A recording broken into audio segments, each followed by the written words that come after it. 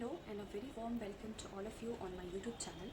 I am Dr. Priya Tiwari, practicing obstetrician and gynecologist.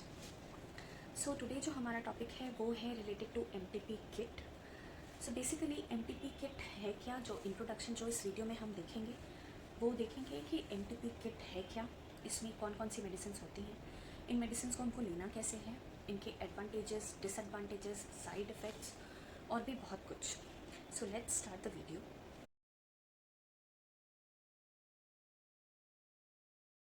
So हमारा पहला point ये है कि हाउ MTP किट बेसिकली है क्या. So MTP किट हमें तब यूज़ करना है जब हमारी प्रेगनेंसी, अनवांटेड प्रेगनेंसी आ जाती है और उसको हम अबॉर्ट कराना चाहते हैं या उसको हम नहीं रखना चाहते हैं. बेसिकली जो इंडियन गाइडलाइंस के अकॉर्डिंग ये बोला जाता है कि अप टू 7 वीक्स की प्रेगनेंसी तक हम MTP किट ले सकते हैं, पर उसके बियॉन्ड की अगर प्रेगनेंसी है, आई मीन 8 या 10 वीक्स की प्रेगनेंसी है, तो आइडियली ये मेडिसिन लेना सही नहीं होगा. बिकॉज मे बी कि ये मेडिसिन से इनकम्प्लीट अबॉर्शन हो, मीन्स हो सकता है कुछ टुकड़े उस फीटस के आपकी बॉडी में रह जाएं, आपके यूट्रस में, और वो फिर आपको इन्फेक्शन कॉज कर सकता है. सो बेटर कि अपने गायनेकोलॉजिस्ट से कंसल्ट करके अप टू 7 वीक्स वाली प्रेगनेंसी तक ही आपको ये किट लेना है. नेक्स्ट बात आती है कि इस टैबलेट में होता क्या क्या है. बेसिकली ये जो किट है ये 5 टैबलेट्स का एक कॉम्बो पैक होता है, जिसमें जो पहला टैबलेट है वो है मीफेप्रिस्टोन और बाकी 4 छोटे टैबलेट्स हैं वो है मीज़ोप्रोस्ट 50 माइक्रोग्राम.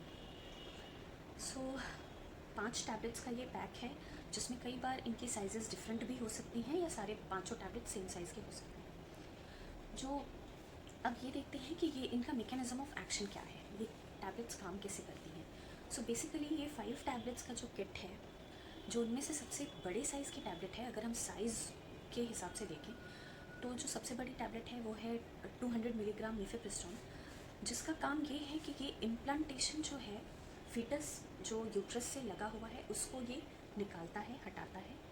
और जो मीज़ोप्रोस्ट हैं, जो बाकी छोटी 4 टैबलेट्स हैं, उनका काम है कि यूट्रस को कॉन्ट्रैक्शन कराना, जिससे वो फीटस अबॉर्ट होगा, बाहर निकलेगा.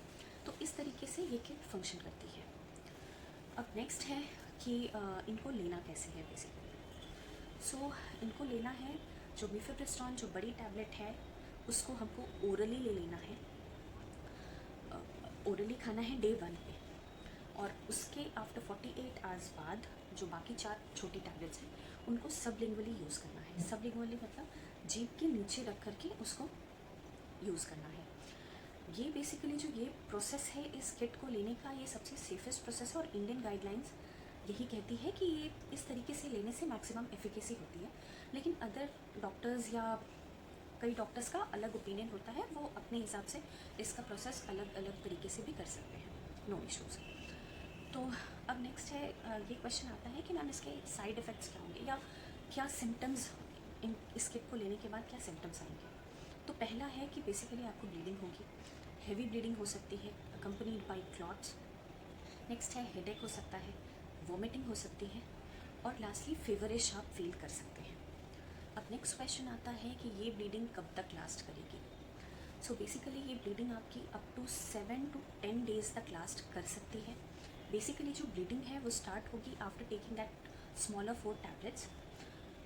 कुछ केसेस में वो बड़ी टैबलेट मीफेप्रिस्टोन लेने के बाद भी आपको ब्लीडिंग स्टार्ट हो सकता है, but in most of the cases after taking that smaller 4 tablets ही आपको ब्लीडिंग स्टार्ट होती है. ये ब्लीडिंग आपकी 10 डेज़ तक कंटिन्यू रह सकती है. अगर ये ब्लीडिंग आपकी 10 डेज़ के बियॉन्ड भी कंटिन्यू रहे, बंद होकर के फिर से स्टार्ट हो, फिर बंद हो, फिर स्टार्ट हो, अगर इस तरह की इरेगुलरिटी आपके ब्लीडिंग पैटर्न में रहे तो डू कंसल्ट योर गायनेकोलॉजिस्ट, क्योंकि ये इनकम्प्लीट अबॉर्शन का एक सिंबल या एक साइन हो सकता है, और उस वक्त आपको सर्जिकल इवैक्यूएशन या जिसको हम DNC या DNE बोलते हैं उसमें जाना पड़ सकता है. सो अब जो नेक्स्ट बात आती है कि क्या प्रिकॉशंस लेंगे हम before taking this MTP kit. So सबसे पहला पॉइंट ये है कि ये ओवर द काउंटर लेने वाली ड्रग नहीं है. आपको इसके लिए अपने गायनेकोलॉजिस्ट से कंसल्ट करना ही पड़ेगा. नेक्स्ट पॉइंट ये है कि गायनेकोलॉजिस्ट से कंसल्ट करने के बाद वो आपको एक अल्ट्रासाउंड रिपोर्ट करने बोलेंगे. अल्ट्रासाउंड क्यों करने बोलेंगे, इसका 2 रीज़न होता है. कई बार पेशेंट्स को इरेगुलर ब्लीडिंग या इरेगुलर मेंसेस की प्रॉब्लम रहती है, तो उससे हमको एग्जैक्टली जो बेबी का जेस्टेशनल एज है वो नहीं पता चल पाता।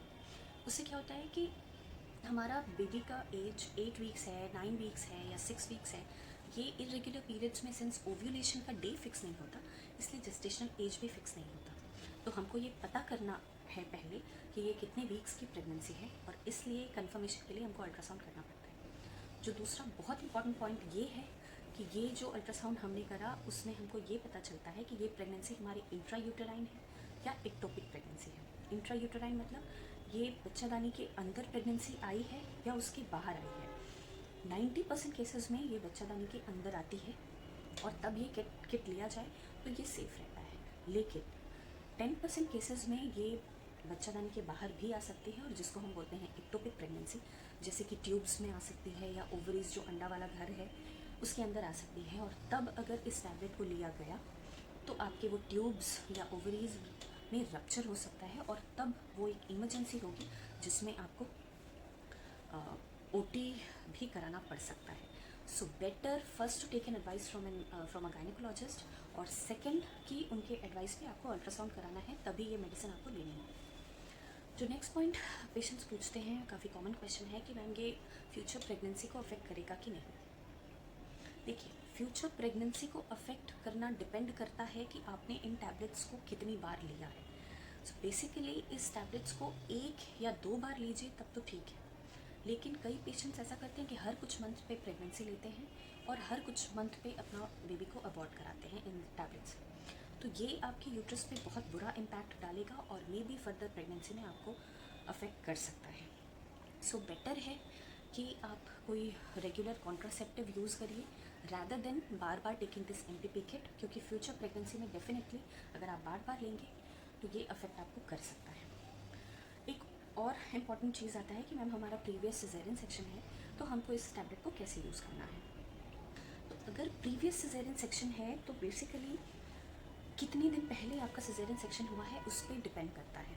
अगर बहुत रिसेंट है कि 2-3 महीने पहले ही आपका सिजेरियन हुआ था और उसके बाद प्रेगनेंसी ठहर गई है और फिर आपने ये मेडिसिन लिया है, तो डेफिनेटली वो बहुत बड़ा रिस्क है, क्योंकि मैंने बताया कि इसका एक कंपोनेंट जो मीज़ोप्रोस्ट है वो यूट्रस को कॉन्ट्रैक्ट कराता है।